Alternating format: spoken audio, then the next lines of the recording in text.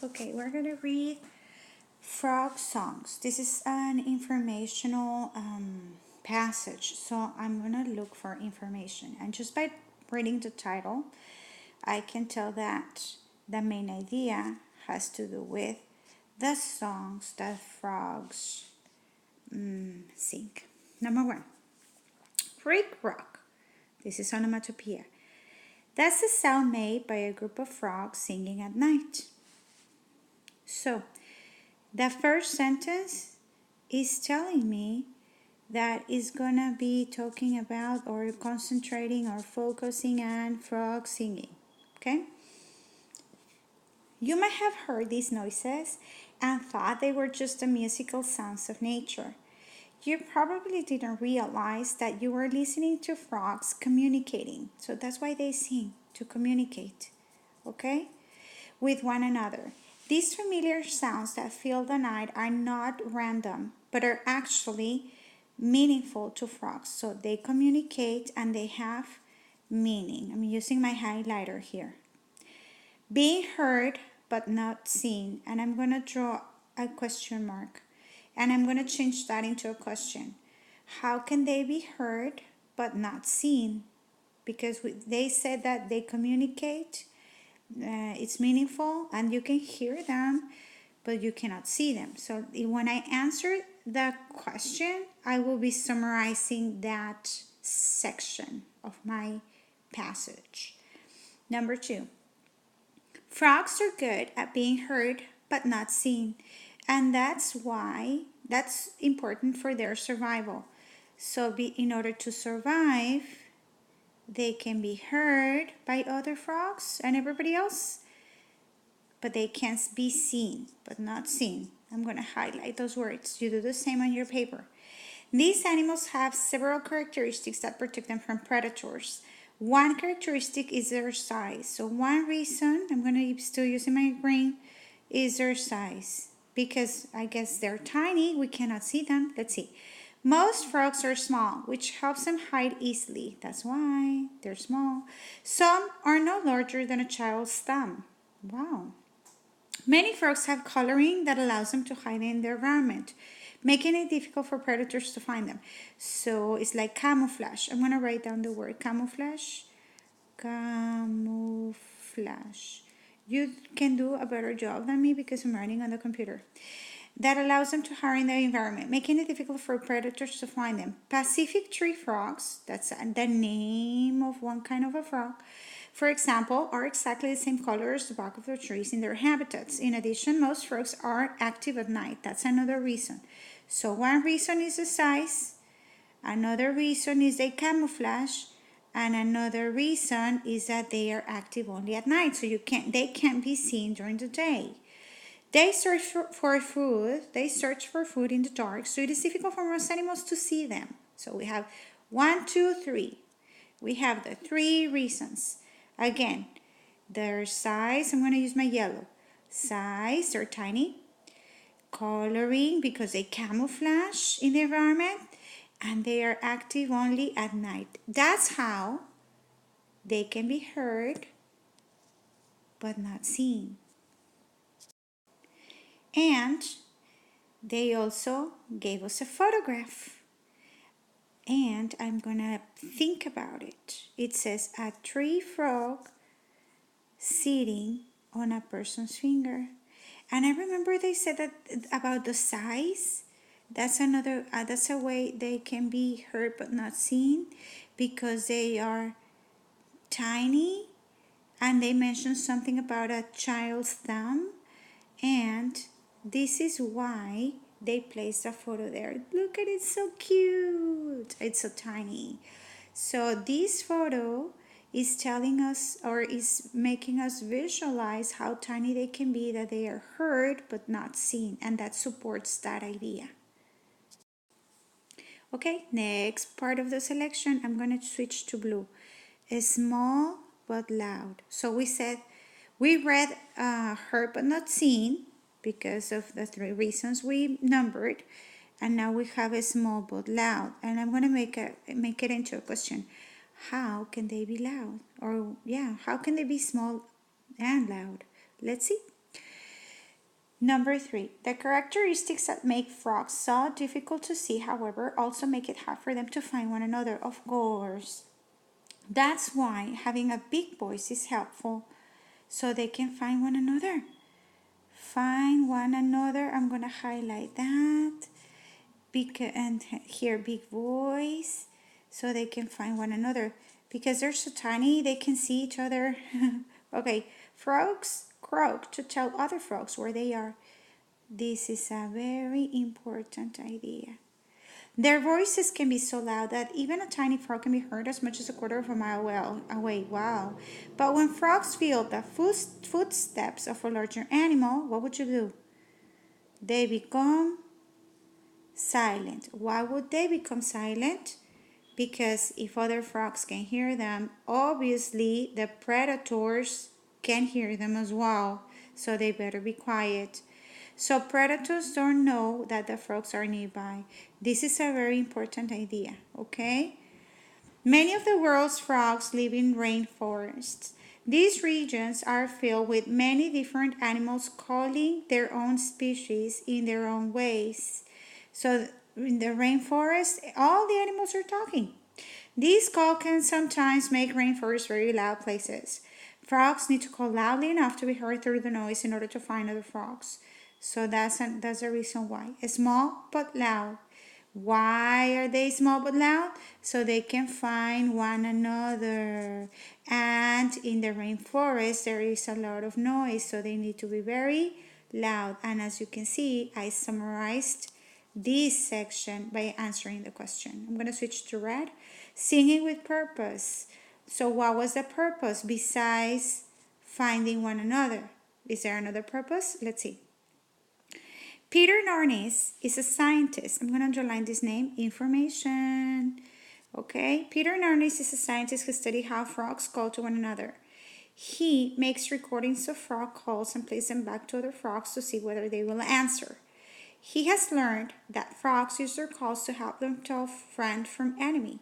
One way they do this is to sing the same notes at the same volume each time they call. When Narnis plays back calls at a louder volume than a real frog's, let me move this a little bit.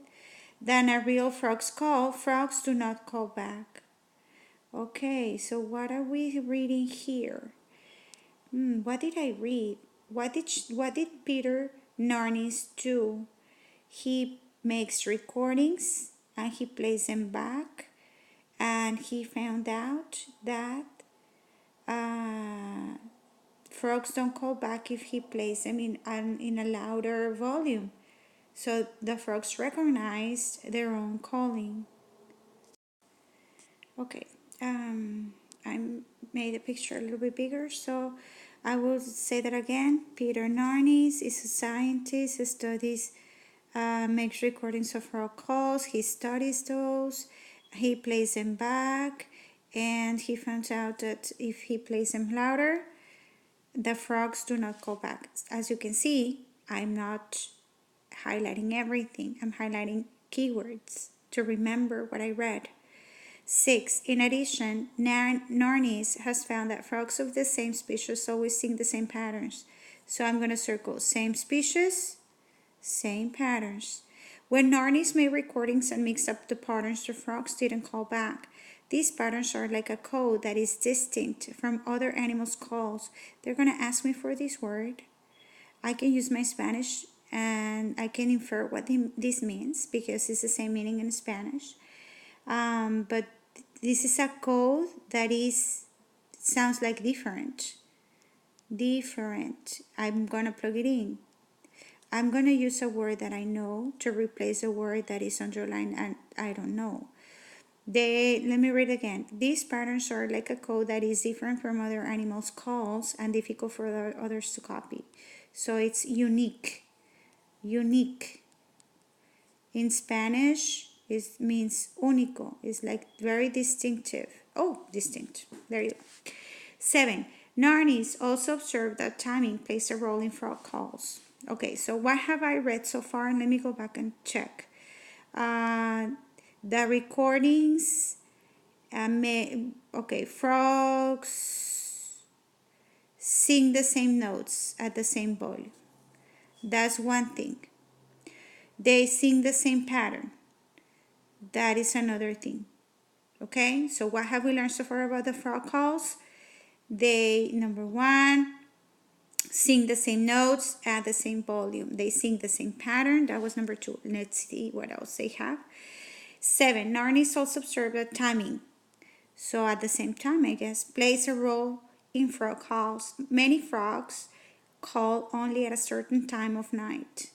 For example, the coquilla small frog that lives in Puerto Rico calls only from sunset to midnight. It waits for other frogs to finish their calls before it begins making its coqui sound. So, time. Again, the same notes. I'm going to summarize. The same notes at the same volume and with the same pattern and at the same time of day. That's how I summarize this section. Singing with purpose, to find one another. Remember that if they hear someone coming, they will be silent. But just to find out their own species, because not all frogs are the same, there are different species of frogs, so they can recognize one another, they do that. They sing the same notes at the same volume with the same pattern at the same time. Okay, in here they gave us a picture. It says a coqui sits on a leaf. It's so tiny. This is the one that said that it only calls midnight or something like that, midnight. Okay, and they gave us a photo. Photos are for us to visualize. Let me switch colors. To visualize, to see what they look like, okay? More work to do is another section of the passage. How is there more work to do? Or yeah, just is there more work to do? I make it into a question. Is there more work to do? 8, scientists want to better understand the purpose of frog calls. So they want to continue. Yes, studies continue to explore the details of frogs' unique communication. It appears that frogs are able to stay connected with others of their species. Being heard but not seen is one way frogs remain safe. The idea that these creatures have found a way to survive in a dangerous world is simply amazing. Okay, let's move on to the questions you have.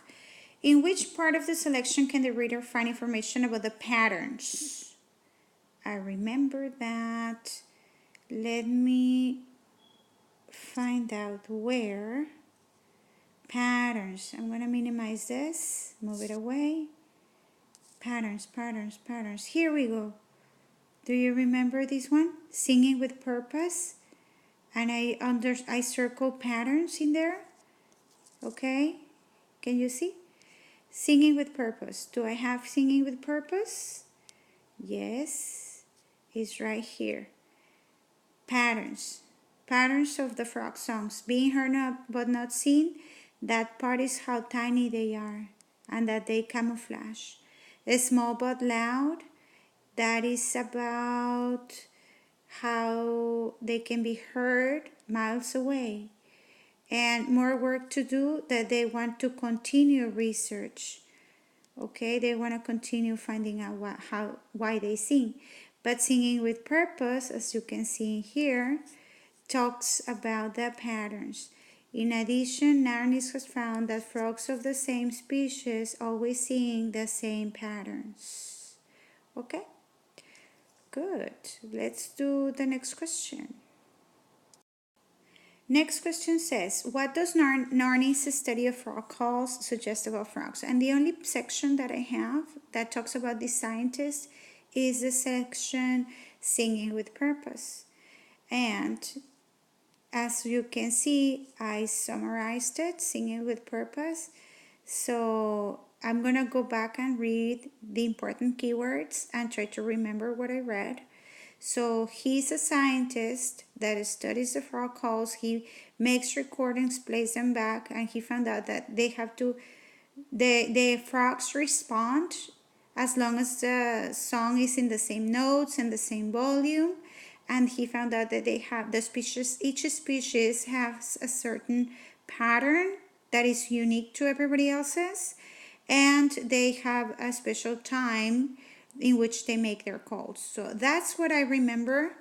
And I have my 1, 2, 3 and my wording context. And I'm going to read my sections. Remember, you need to understand the question well. So what does Narni's study of frog calls suggest about frogs? About who?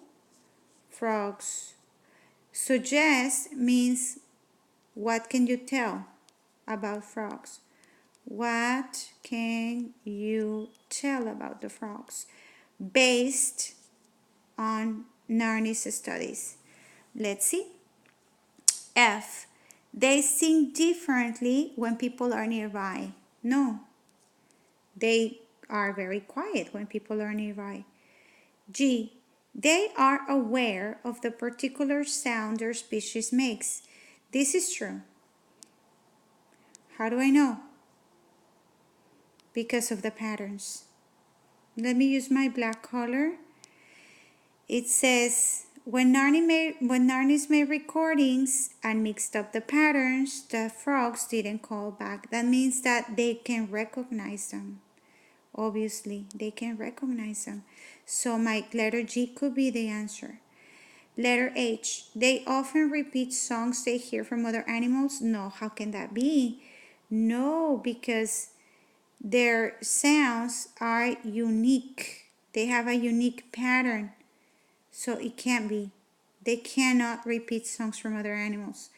J, they sing louder during the day than at night. I think this was the distractor. Because if you can see, when it's talking about the time, he's saying, the author is telling us that it's a time of night. Let's read 7 again. Narnis also observed that timing plays a role in frog calls. Many frogs call only at a certain time of night. They call at night. And if you remember, frogs are active only at night. Okay? So do they sing louder during the day? No. They are active at night, not during the day. That was part of how they survive. So my only correct choice is letter G. They are aware of the particular sounds their species makes. They know. Somehow they know. Then you have question 11. Which idea from the selection does the first photograph? Okay, I'm going to circle this. Which idea from the selection does the first photograph support? What can you see in the first photograph? What can you see from the first photo? Be careful because there weren't many photos there. We have to look for the first photo. I'm going to push this aside. I'm going to look for the first photo. And my first photo is this one. I'm going to show you. Just let me push this aside so I can retrieve it if I need to. Here you go. A tree frog sitting on a person's finger. And that shows me how, look, I wrote it down. Size, it's tiny. Can you see? Now I have my question here. So I remember my first photo is telling me about supporting the idea, or is backing up the idea, or is reinforcing the idea that some frogs are super tiny. A, frogs need human protection. That might be true. Can you see that in the photo?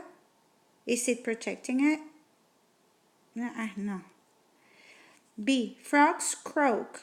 Can you see that in the photo? Can you see interacting with another frog? C, frogs can hide easily because of their size. Yes, that has to do with size. It's super tiny. D, frogs search for food during the night. Can you see the frogs searching for food in that photo? No, remember, it's not about what you think is right or wrong. It's about answering the question. And the question says, what can you see in the photograph? What can you see in the photograph? I can see that frogs can hide very easy because They are tiny. Okay? Be very careful.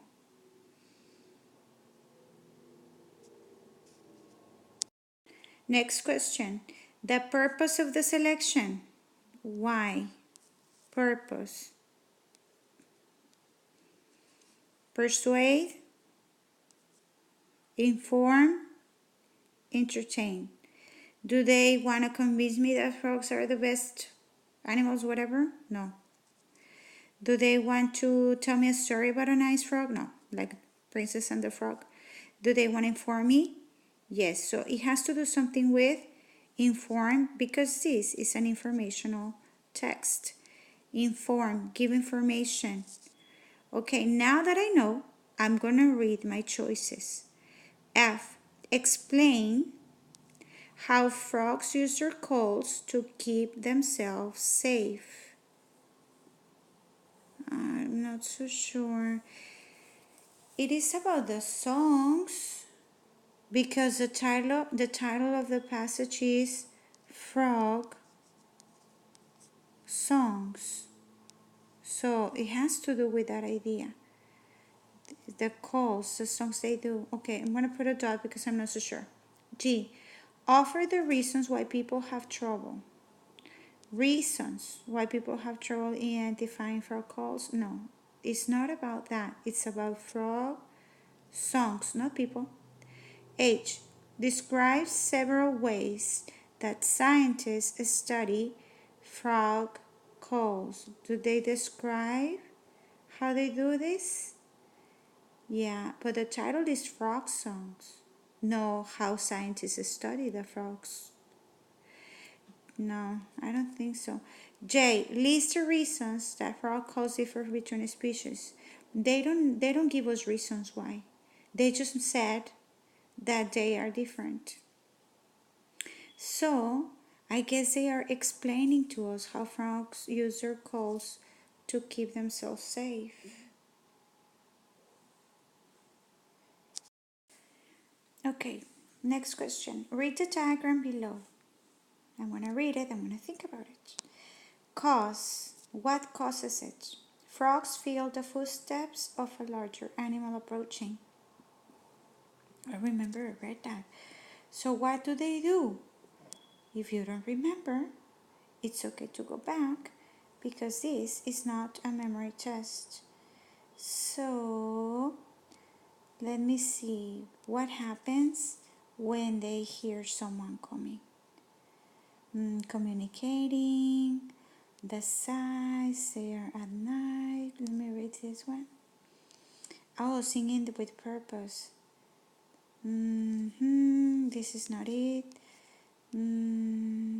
Let's see this one. Oh, look, a small but loud in that section. Let me use my highlighter. Green.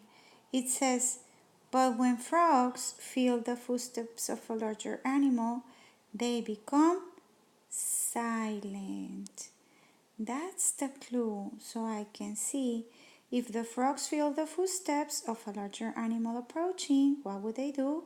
They become silent. So my choice has to do with that. The frogs alert other frogs. No, because they will know where they are. They can't. They are quiet. B. The frogs croak to distract their enemies. No, because they will find them. They don't do that. C. The frogs quickly search for a hiding place. That could be it. D. The frogs stop making sounds. They become what? Silent. Exactly what the passage says. But when frogs feel the footsteps of a larger animal, they become silent. Is right there. So don't choose a distractor. My right answer is letter D. They stop making sounds. Next question. Which words from paragraph 6 help the reader know the meaning of distinct? And if you remember, that is in the part of singing with purpose, right? Singing with purpose. For them no sing. Okay, no, that was the first one. Let me find it.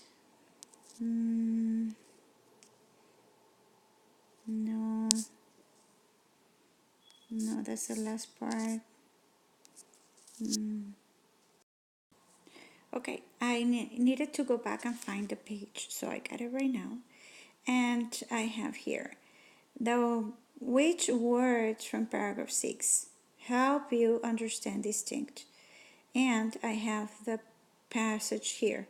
These patterns are like a code that is distinct from other, animal codes and difficult for others to copy. And I wrote down different. If it's different, is it difficult for others to copy? Yes, it's very unique. Make recordings. Distinct. Distinct from other animals and difficult for others to copy. Distinct. Does it have to do with make recordings? No, because making recordings is something that the scientist did, not that the animal does.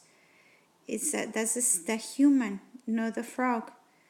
And it's telling us that the patterns are a code that is distinct. It's made up. The frog makes it, not the human. Mixed up the patterns. Who mixed up the patterns? The human again. No, the scientist did that. It cannot help me understand the word distinct because it's telling me that the code is distinct from other animals, made out of, made by the frog, not the human.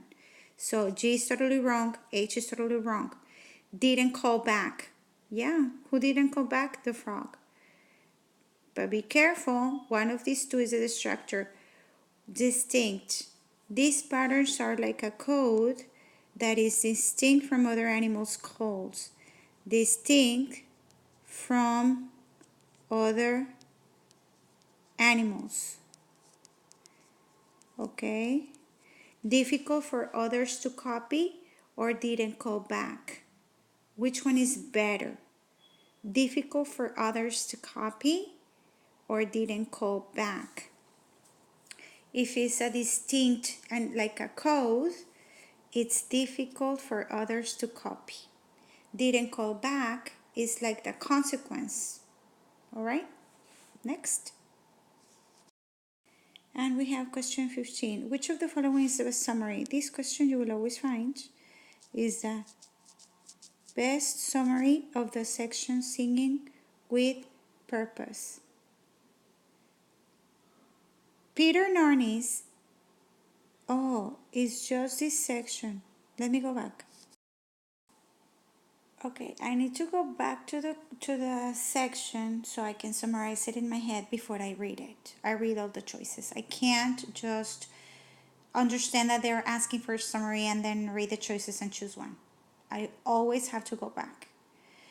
So singing with purpose, I wrote down 1, 2, 3, and singing with purpose is about Peter Narnis, which is a scientist who studied the frog calls, and he found out that they sing the same notes at the same volume.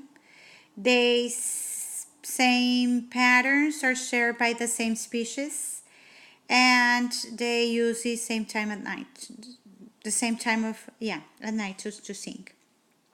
And I summarize it in there with my words. I have notes, volume, pattern, and time. Peter Narnis is a scientist. Now I can read my choices and decide. Remember, it must have beginning, middle, end, and no details. Okay? What I can do, I'm thinking about moving this to a side. You have a space, and you can write beginning, middle, and end without details, and I'm going to put check marks. A. Peter Narnis is a scientist who studies frogs and frog calls. Okay, beginning. By observing many frogs in nature, Narnis, I think that's a detail. By observing many frogs in nature, Narnis has learned some interesting things about a species of frog in Puerto Rico. This is a detail. It doesn't have the middle, it doesn't have the end, which is that the frogs use the same time of day and the same pattern and the same volume. That's the important thing. Let me go to the next one. B. The scientist Peter Narnis studies frog calls. Okay, beginning. He records the calls, plays them back to the frogs, and observes the frogs' responses. Yes. Narnis has discovered different meanings in the frog calls. Okay, but it doesn't tell us what. Okay, I don't think that's it. That's the one. Let me switch colors. Yellow. Scientists study all kinds of things, including frog calls. All scientists? One scientist who studied, okay, I think this is extra information. One scientist who studies frog calls is Peter Narnis. Okay, this is too much to say nothing. He's interested in learning about how frogs use their calls. Okay, it's talking about Narnis, nothing about the calls. I don't think this is it. Let's see. D. The scientist Peter Narnis decided to study the sounds frogs make. Okay. He learned that frog calls are difficult for frogs' enemies to copy. Yes. Some of these calls occur at the same time every night. Yes. Okay. Definitely the ones that have two crosses are A, so this cannot be, and C, right? So the one that has one cross and no cross are B and D. I'm going to read them again and choose my best, although apparently the best is D, but I'm going to give it another try. The scientist Peter Narnis studies frog calls. He records the call, plays them back to other frogs, and observes the frogs' responses. Would that be a detail? Narnis has discovered different meanings in the frog calls. Okay, it doesn't have the important information. Let me read letter D again. The scientist Peter Narnis decided to study the sounds frogs make. He learned that frog calls are difficult for frogs' enemies to copy. Some of these calls occur at the same time every night. I think that's the most important information, because if I go back to my story, and my passage is not a story, I said the same volume, the same notes, and the same pattern. And because they have the same notes, volumes, and pattern, can they be copied? They can't. So they can copy those calls at the same time every night, which is the best summary is letter D. That's my best summary. Okay, for this part of the section of the selection.